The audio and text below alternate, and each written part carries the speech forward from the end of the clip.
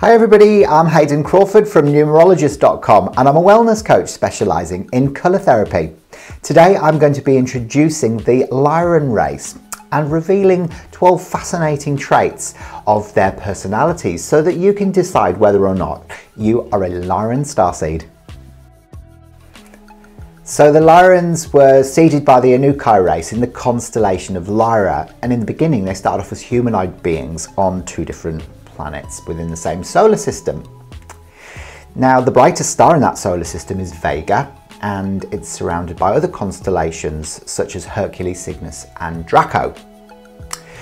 Now they have also evolved over time and exist now in the Pleiades, in Sirius and also in Arcturus as well. And as they kind of went out into the universe, they span now many galaxies and exist on thousands of different planets on dimensions all the way up to the 9th.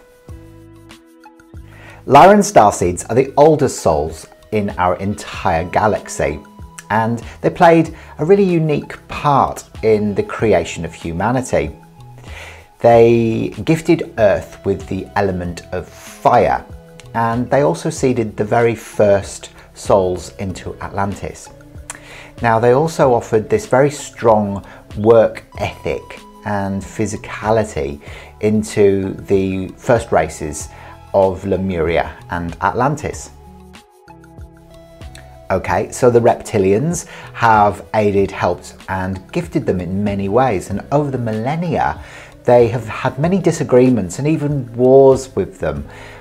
So now they've actually reached a point where their relationship is harmonious yet complicated.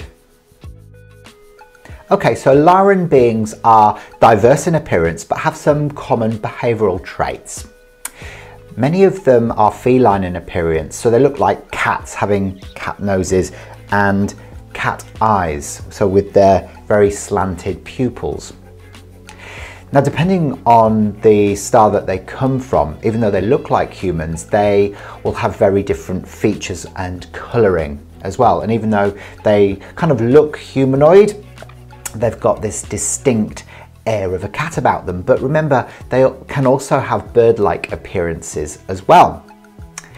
The Lyrans are exceptionally diverse. I mean, you really can't sort of pick amongst them, and some have even incorporated technology into their appearance as well. So almost like appearing like tattoos on their bodies, but instead it's, markings from DNA enhancements, for example. Now in the Lyran constellation, there also are the Lyran beings. You've got the native Lyrans, you have got the felines and the lion beings as well as Sirians that live there too. So as you can see, it's like a very much a melting pot of different races all living within this very diverse constellation. Lyrans have had plenty of experience incarnating onto different planets, and this is really evident in the way that they choose to live their lives and express themselves. Mastering the essence of the divine masculine, they know the effectiveness and the benefits of hard physical labour. They really do like to involve themselves in active participation in life. So for them, it's very important when they incarnate onto a three-dimensional planet that they go about it in the most active and dynamic way possible so that they can benefit the most from it. So what are the 12 characteristics of the Lyran Starseeds? Well, number one is that they are active, adventurous and energetic. They are really spontaneous and persistent, and they're extremely high energy, so they want to get involved with as many different things as possible. So this can take them into explorations of food, drink and music. It can also mean that they get burnt out quite quickly with the work that they do because they put so much into it. So this can drive a lot of change, and that's why they know so much, because they're constantly having new beginnings. But more than anything else, they really like to have adventures and they love thrill seeking. So, if you're a Lyran Starseed, you are definitely going to want to be a doing person and expressing that masculine side of yourself. Number 2 is that they are natural authoritative leaders. Now, when they're surrounded by people of the same soul origin as them, they can really step up into positions of authority and leadership. And because they're very assertive, they're quite comfortable giving orders. However, if they're actually surrounded by people of different soul origins, they can disengage and go into their shells, which, you know, isn't fantastic for them. But you know, people instinctively know that these people make great leaders, and because of that, they really trust their opinions and they really listen to what they have to say. So they've got this beautiful ability to kind of step up and be that guiding light in situations where they feel confident. Number 3 is that they're stern and serious. Lyrans are very strong emotionally, so externally they can come across as being, you know, fairly aloof. However, there's a depth of sensitivity beyond the surface, and they offer some really valuable, kind-hearted words, and they can be really light-hearted and giving, especially to people, you know, who are going through the dark night of the soul or in their hour of need. Lyrans are also extremely passionate about, you know, being of service to other people, and they genuinely care, but they know when to give tough love when they're backed into a corner. Number 4 is that they are tactical and solution focused. Now, Lyran Starseeds work very hard, but they're always looking for new and better and more efficient ways of doing things. They have a certain way of being able to get things done, and they like kind of carving that out in their own particular style. Now, they absorb information exceptionally quickly, and because of this, they're able to really find their own solutions to any challenges or problems that come their way.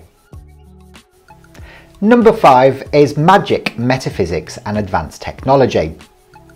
They absolutely love anything to do with the paranormal and are attracted to anything metaphysical. They have a natural resonance towards the spirit realms, but also they have the ability to communicate telepathically. Because they like to advance up the vibrational scale, they are also really attracted to be able to understand nanotechnology or sciences and even advanced space travel in a lot more detail. They also have an attraction towards objects of power, such as crystals or other different forms of earth magic. Number 6 is that they are fearless, passionate and grounded. Lyrans love to be able to pursue their dreams fearlessly and often take on the role of the freedom fighter because they're able to identify injustices and they're willing to fight for a worthy cause. They make fantastic athletes because they are fearless with their physical activities. They're not scared, and because they've mastered survival, they are able to really embody the energies of the root chakra and the colour red. Number 7 is that they are people-watching loners. Now, human behaviour is intriguing to them, and they love nothing more than observing people and the social interactions, and they adopt an attitude of live and let live as long as people aren't harming each other. So they sometimes, when they're observing people, they come across as being quite aloof, but they're not. It's just a natural shyness, and being a loner is actually really natural for them. Number 8 is that they are independent and intelligent. Now, Lyrans are extremely independent, and this can sometimes be a little bit of a challenge to those who are close to them, especially their parents.